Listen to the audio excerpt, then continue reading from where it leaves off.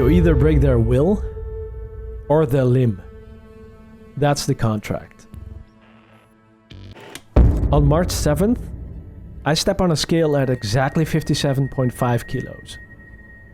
If I'm heavy, I don't fight. If I make weight, I walk straight into a match where another trained athlete is trying to do exactly that to me. There's no rehearsal, just the scale and then the mat. Today I want to walk you through the rules of the game, so you understand what BJJ really is, how winning works, and why this weight class matters more than it seems. From the outside, it looks chaotic. Two people tangled up in heavy cotton jackets. From the inside, it's structured and deliberate. You win in two ways. You can outscore your opponent by controlling the fight and forcing them into worse positions. The athlete who dictates where the exchange happens usually wins. Or you force the tap. A choke restricts blood flow to the brain, and when it's applied correctly, it's efficient.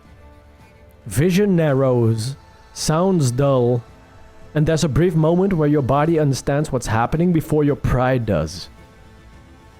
A joint lock is mechanical. An elbow extended past its design. A shoulder rotated beyond tolerance. A knee isolated and pressured with precision. You feel the structural boundary clearly. And once it's crossed, damage follows quickly. That's the tap. And all of this happens inside strict weight classes. Before surgery, I weighed around 60 kilos with a gi on. After 2 operations, I dropped to 55. That wasn't intentional. It was simply the physical cost of going through it. For this competition, I registered at minus 57.5 kilos. The next division is minus 64. Now on paper, that difference seems small. On the mat, it changes everything. Extra mass becomes pressure, and extra pressure becomes control. At 64, I'm likely the smaller athlete. At 57.5, I'm proportioned correctly. So the decision was practical. What complicates it is that I'm no longer 55 kilos. Training is consistent again, strength work is back, I'm stronger, and with the gi on, I'm hovering close to 60 kilos.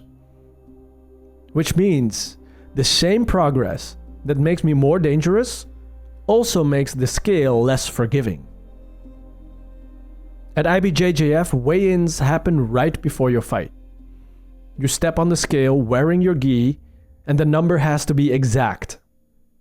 If you're over, you don't compete. There's no buffer.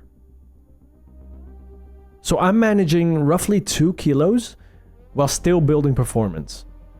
I pay attention to what I eat, how I hydrate, and how I structure my training.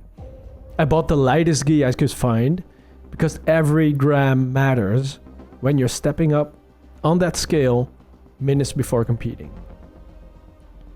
This isn't about draining myself, it's about precision. Staying strong while minimizing unnecessary weight so I can arrive sharp without compromising power. And all of it leads to a few square meters of mat.